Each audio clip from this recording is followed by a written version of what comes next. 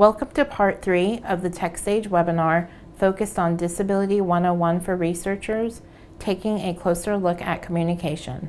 Part 3 will focus on communication tips for researchers, disability myths versus facts, and exploring assistive technology solutions. Attitudes really can be contagious. We see that all the time, and we obviously want people to catch good attitudes and good values. That's what this whole talk is about. Giving you the skills and the tools and the information. So thinking about inclusion and really helping solve some of those, those problems that are out there. Don't be afraid to make a mistake. It's okay. I've had people say, gosh, is it okay if I say this? Yeah, talk to us about it. It's okay. Respect. That's what we want to talk about. Not making assumptions, just like we said. There are folks that make big assumptions about individuals' abilities or disabilities, and so ask. There are times that I may have listened to something before or I'm familiar with something, so rather than just reading it to me, you might want to ask, do you need me to read this to you or do you need help filling it out? I think you feel the same way, Liz. Oh, yeah, absolutely. Yeah. Also, if somebody is with another person, let's say, and I do this all the time with my daughter, if we're out and she uses a speech device and she has issues with speech, she always has issues with speech, not just when we're out, but if we're out and we're at a restaurant, people often will look at me and they'll say, what does she want to eat? And then I always direct the person right back to Mira, and I'll say, Mira, what do you want to eat? Because I don't know what Mira wants to eat necessarily. I mean, I know this little one very well, but it's more that it's her life, it's her tummy, and let her decide. It's not up to me necessarily. Now, if she picks a bunch of sugar, then I do decide that. We don't do dessert first. Treat adults as adults and really expect diversity of preferences and opinions and all of that. And it goes back to that assumptions thing. So communication tips when it comes to interacting with folks with physical disabilities. Again, it's important to not make assumptions about what a person can and cannot do. You'd be amazed at what technology, those of you on here may or may not be amazed because you are familiar with technology, but a lot of times people are fascinated to know that I helped Carolyn pull together a report to Congress, or that I drafted documentation for some training because they see that I have difficulty using a laptop traditionally, but it's because I'm using my voice. So again, you don't want to make those assumptions. Respect the individual's personal space. So keep in mind that someone's mobility aid, wheelchair, crutches, what have you, is not open game for anyone else or for you. So a great example of this is we were out doing some work when we were organizing a conference, and one of the conference planners, this was years ago, I remember we were saying goodbye and having I'm going to try not to start cracking up on this one, having a casual conversation, and all of a sudden I felt this weight on the back of my chair, and Carolyn just started kind of looking at me and smiling, and I turned back as much as I possibly could, and I realized she had rested her purse and the upper half of her body, because she had a really tiring day walking around with us all day, on the back of my chair. Just as if I was, some fixture, some shelf there. So it was very interesting, but often that happens a lot. And I think oftentimes people think that they're doing it to break the ice to make themselves feel more comfortable, but the truth is that it makes the other person feel uncomfortable.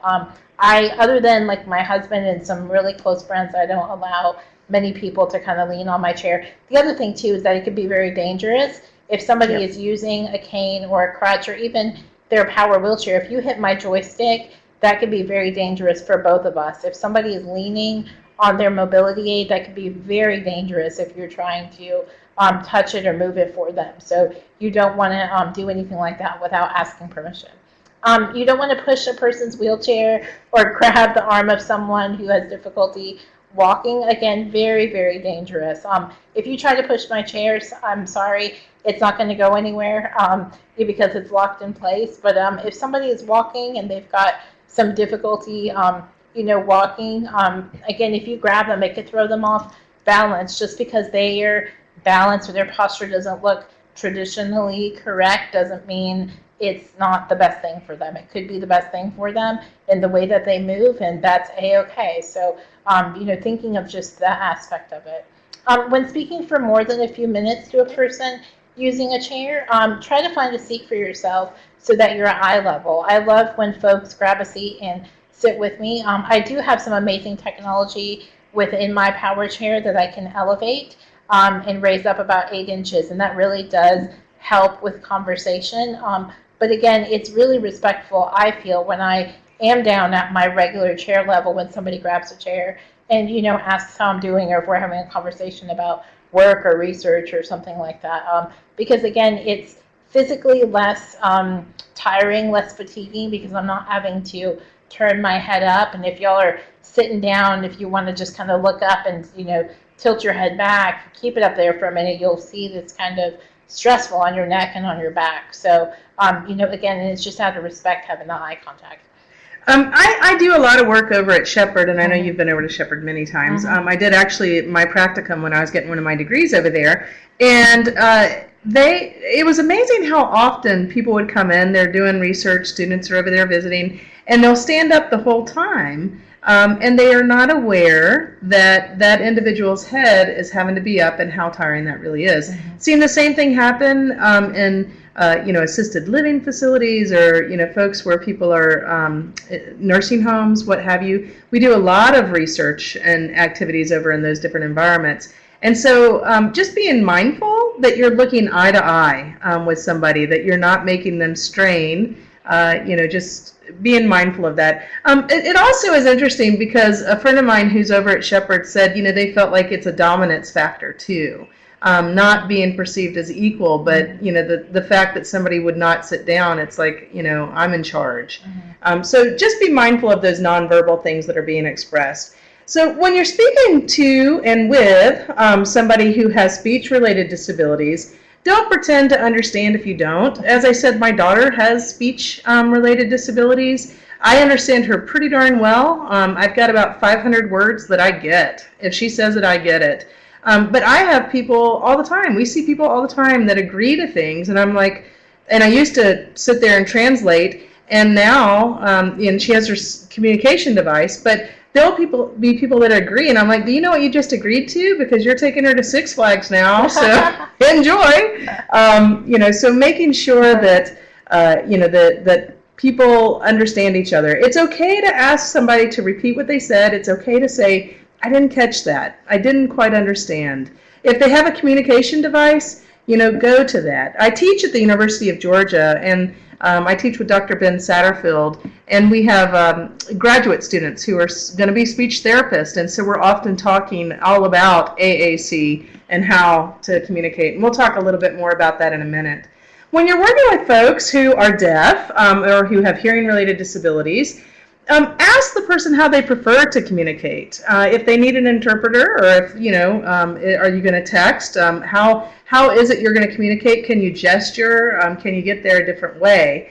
Before you start speaking, make sure you have the person's attention. A lot of times people do that. A wave can help. A little light touch, other visual cues can definitely be helpful. Make sure that you speak in a clear and expressive manner. You're not over enunciating, because what that does is it changes the way your lips look, and that's hard. And unless you're asked, don't raise your voice. Speak in a normal tone. Talk directly to the person who is deaf or has a hearing-related disability, not the interpreter. And I see this mistake often. And what this does is it tells the person who is deaf that, you're not talking to them. That the exchange is now between you and the interpreter. And the interpreter will even sign to the person who's deaf, I've told them not to talk to me, and they keep talking to me. And there'll be a conversation about that. So be very, very mindful of this one in particular. So talk to the person that you're supposed to be talking with, not the interpreter. The interpreter is just an assistive technology, basically. If you're speaking through the interpreter, remember that the interpreter is going to be a few words behind. They're often interpreting concepts, right? It's not word for word. They're not finger spelling everything. So make sure that you pause. You don't talk too quickly. all of those things. So be very respectful. So to facilitate speech reading, you want to face into the light. You want to keep your hands and other objects away from your mouth. So if you are, at a table having a conversation, sometimes it's natural for folks to reach up and touch their face. You want to make sure you don't cover your mouth. You want to face the person directly and maintain eye contact. Don't turn your back or walk around while talking. And if you look away, the person might assume the conversation is over. So again, keeping that eye contact. And if you're having to look away to point to something, make sure they're following you, or again, you tap them and have their attention. When you're writing a message for someone who's deaf or has hearing-related issues, don't talk since the person can't read your no and your lips at the same time. So be mindful of that aspect of it. And if you don't understand, again, as we mentioned, we can't stress this enough, it's okay to ask the person to repeat or write it down. Again, that's going to convey more respect than anything, as opposed to just pretending you understood something, and that can have such a negative domino effect. And by the way, getting to statistics and kind of what does the disability community look like? The deaf community, the hearing-related disability community, has actually one of the largest numbers of folks in it. It's upwards of 28 million folks. So be mindful of that. That once again, a lot of folks we're talking about. With folks with cognitive disabilities, once again, treat everybody as they are, as adults if they're an adult, as a child if they're a child. When speaking to somebody who has a cognitive disability, try to be alert to what their responses are so that you can adjust your communication method if necessary. So for example, if you need to give simple, direct sentences, not jump from topic to topic, not give 15 things in one sentence. If you're working, and you've got them as a participant in your research study, don't give a bunch of, directions at the same time. Go step by step, perhaps, and just get a feel. Use concrete language rather than abstract language. That's very, very important. And you want to think about that also as you're giving instructions. And then you want to, again, just be more concrete. Steps are very important to keep somebody on task. So again, just being very clear of what comes first, what comes second, what comes third. Just following that order. And then there are a lot of folks out there that we work with who have acquired brain injuries, traumatic brain injuries, where memory is affected. And so make sure that you're aware of that, and you have supports that can help an individual in that way. If you're doing some project with them, what have you, you may have to hear them repeat themselves, or they may require that you repeat the information. There was somebody that I was working with just the other day that every time I spoke, they actually said exactly what I was saying right back to me, and they weren't really aware of it. It was a person with traumatic brain injuries, but they still couldn't remember quite what I was saying. So the good thing is I had documents that actually supported in very simple language what I was trying to express. People with auditory perceptual problems may need to have those directions repeated, and that's good. And they may need to take notes to help remember the sequence of tasks. So if you have a research project and there's a sequence involved, pay attention to that if you've got folks with disabilities in your studies, which I hope you do, because it's important that we're mindful of the diversity of human abilities and the range here. So want to make sure, remember, largest minority.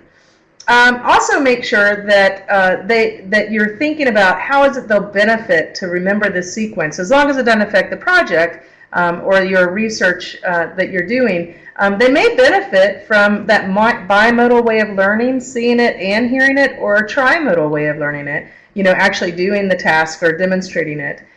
People with perceptual or sensory overload problems, and once again, we find some folks that are on the autism spectrum that have this may become, confused. It's too much at one time. So you want to provide gradual, clear information. You want to have quiet environments, reduce that background noise if possible.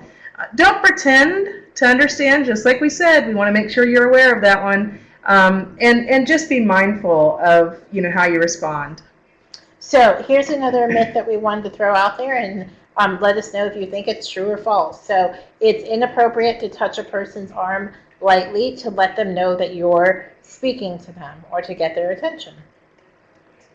So the truth is, and we're going to move on to communicating with folks with vision difficulty, it's definitely okay. It is appropriate to touch a person's arm lightly to let them know that you are speaking to him or her, especially someone who can't see you. So again, you want to speak to the person who is blind or has low vision, not through their companion or the third party person that's there. Again, those individuals can hear and respond for themselves. You want to identify yourself when you are approaching somebody who is blind, and also introduce yourself. Not everyone recognizes voices or even remembers them. That's a lot to remember. So again, just introduce yourself, identify yourself. Don't shout.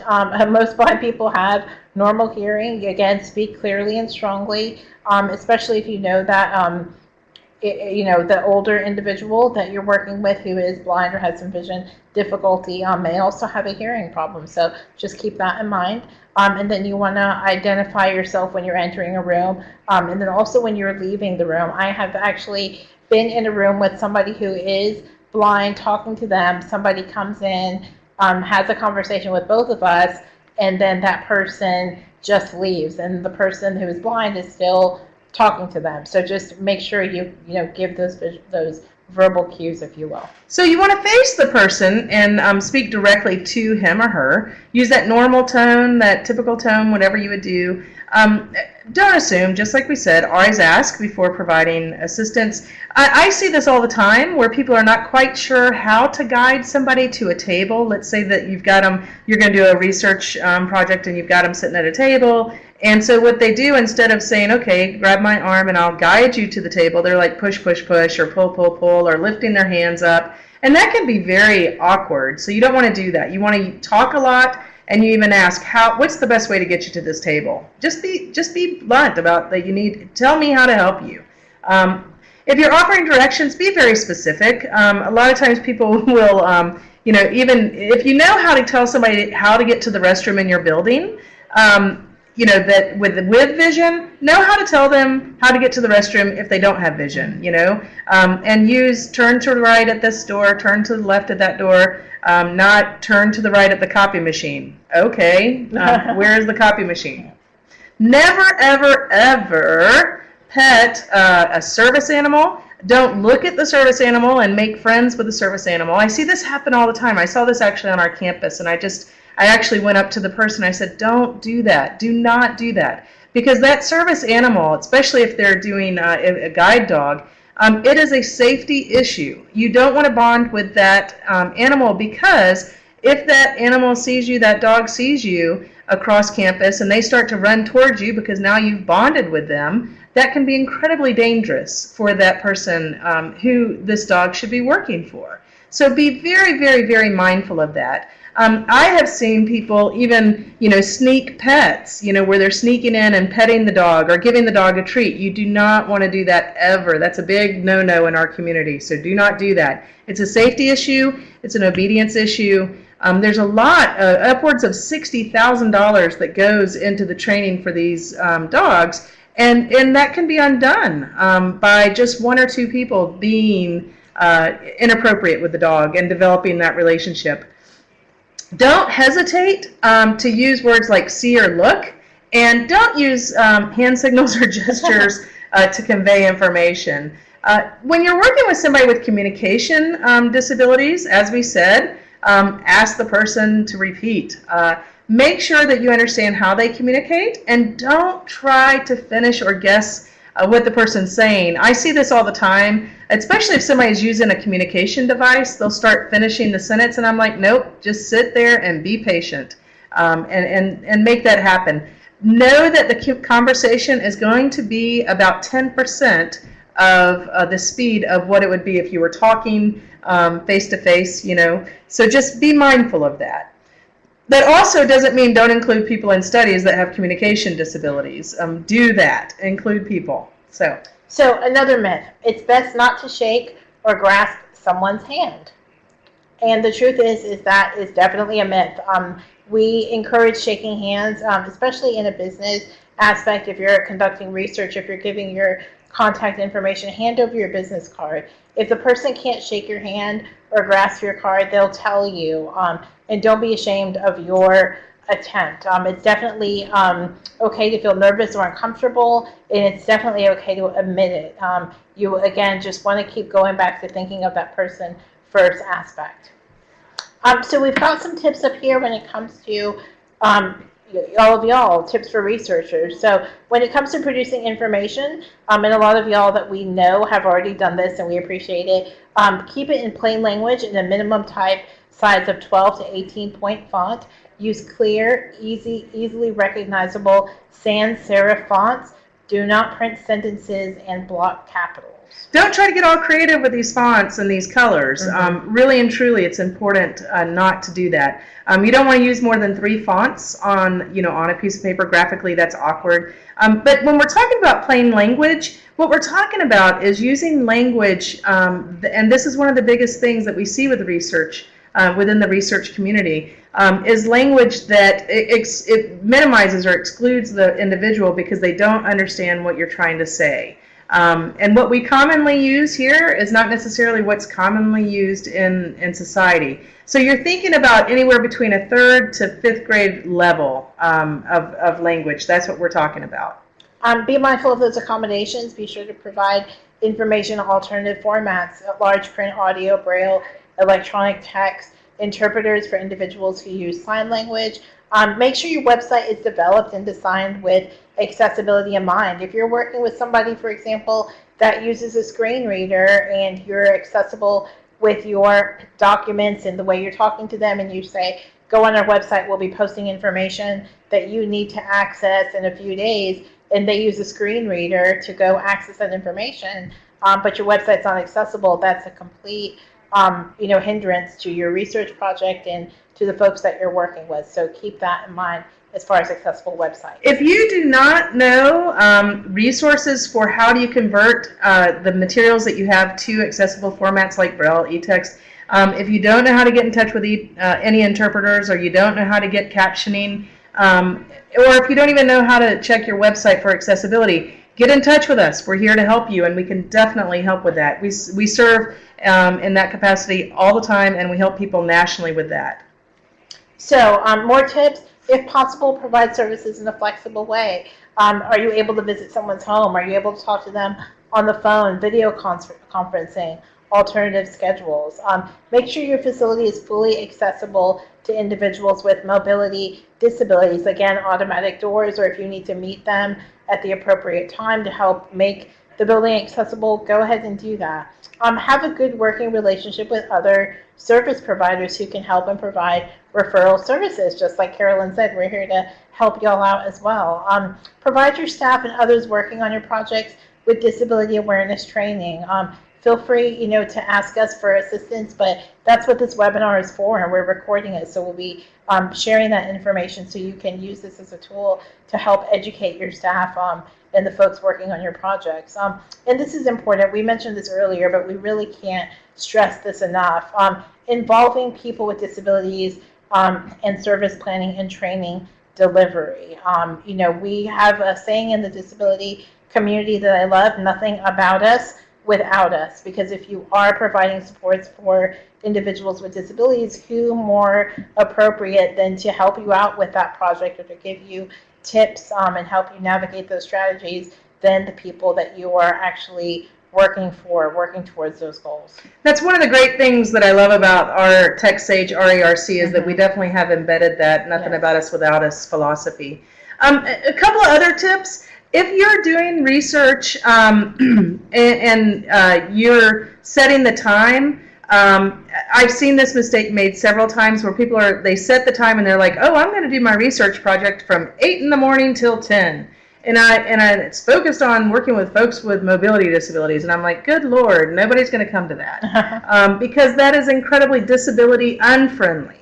And you want to be very respectful of times, of schedules, transportation issues, just like Liz was saying. The other thing is, and this I had this happen not long ago. There was somebody here that was doing a forum, and it was all about transportation and access and all of that. They did it on campus, and 6 people showed up from the community, and I was like, it's because we didn't, plan ahead, and you didn't do it in the community. Go out into the community. That's where you need to go to get that data and get that research.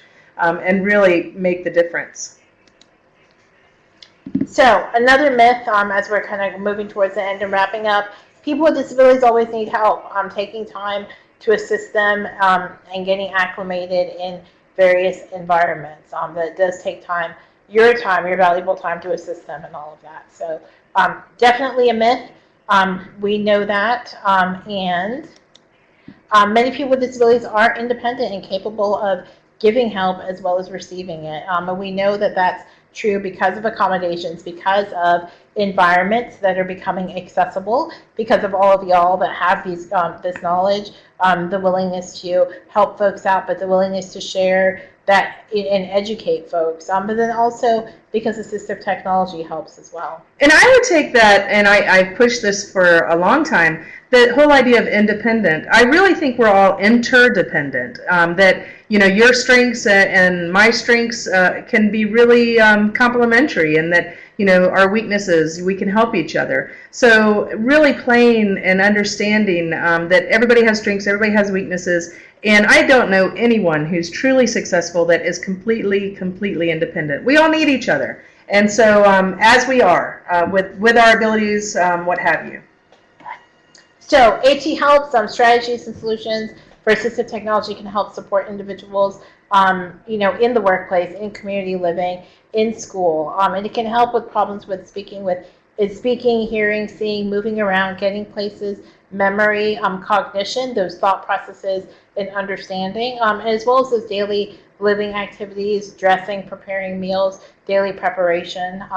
These are just quick examples of how AT is helping folks. This is the automatic feeder. Again, can help somebody be independent when it comes to meals, not having to rely on somebody else, just being able to, feed themselves. Telepresence robots, this is Vigo. It's, again, a way that somebody can be off-site, but then be able to interact at a different location, have conversations, conduct training, participate in research, reduces travel costs, and just makes things really accessible. And if you need to borrow this, we actually have this at our right here in our lab, and we use it all the time, and we're here to help you. This is another telepresence robot. This is Khoobi. It doesn't move around as freely as Vigo, but it sits on a table, and you're actually able to move any tablet. So you can have an Android device, Windows device, iPad, move it around. It can tilt, pan, rotate, things like that. And that way you can see and interact with people during a conference call, and you can use any video client, Skype, FaceTime, Google Hangout, all of that. Part of why we like this one is one of those that got started with like a Kickstarter type fund. I actually contributed to this, and it's so awesome to see this development come from out of research, out of labs, into the hands, homes, and into the community. We wanted to let you know that we do a lot with apps. We have a great database on our website, the TFL App Finder. We're actively working on updating it, making it more honed into really quality apps that are available out there. But you can search by app name, and there are tons of different categories when it comes to searching for apps. And apps definitely fall under the definition of assistive technology, because they're benefiting folks in a number of different ways. So we want to know what questions you have for us. If you do, please go ahead and type them in the chat area. Any comments, questions? Was this helpful to you? Did you all learn something new, something that you'll be able to implement as you're working on your research projects, or to share with folks that you're going to be working with? Yeah, we are very curious as to what you learned and also what your questions are. Know that this can be a dialogue. We can continue the conversation long after we leave here during this time together, during this webinar session. But we really would like to hear, what are your thoughts? What did you learn?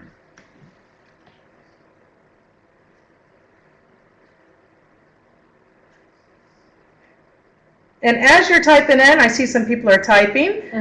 We'll go ahead and... So this is a great quote that Carolyn and I found years ago, and we just love to share it. It's from Anne Lamott, and it says, "Hope begins in the dark, the stubborn hope that if you just show up and try to do the right thing, the dawn will come." And I really love this. We are living our lives on the idea of hope. We hope that this webinar has provided hope to y'all, especially if you had any doubts or any questions when it came to interacting with folks with disabilities. But we appreciate y'all showing up, doing the right thing, and being on today, because that means a lot to us, and it definitely means a lot to the folks that you are providing, the work that you're doing too. So, and we had a group here, the HFA Lab. It's contagious. It is contagious. Thanks, Carolyn and Liz. A large group of us learned here in the HFA Lab. So thank y'all, and thanks for being on today. We really appreciate it. So glad. Yes, glad. So as we're wrapping up, what we really want you to do is think about, yay, Wendy and Tracy. Hi there. Hey, y'all. Glad you're with us. Hope this was helpful. So as we're wrapping up, we really want you to think about inclusion, think about making sure that you have representation within your work that you're doing. Think about that language. If you want to run something by us, we are more than happy to help. We're a team here and team with you. And if you have any questions about etiquette, let us know. This is, as we said, the beginning of the conversation, and we're looking forward to learning from you also. I'm glad that there are 7 graduate students with you. That's great. And I thought we would give you our information directly. So here is Carolyn's email address and my email address. Very simple. It's carolyn.phillips@GATFL, which is Georgia Tools for Life @gatech.edu, and then mine is liz.persad@gatfl.gatech.edu. So as Carolyn said, please do get in touch with us if you want more information. If you have any questions, we'll be posting the recording of this webinar as well as this PowerPoint up on the Tools for Life webinar archive page under a TechSAge wiki page. So please be on the lookout for that, and we'll get all that up there. Excellent. Thank you so much, Brad. We appreciate the positive feedback.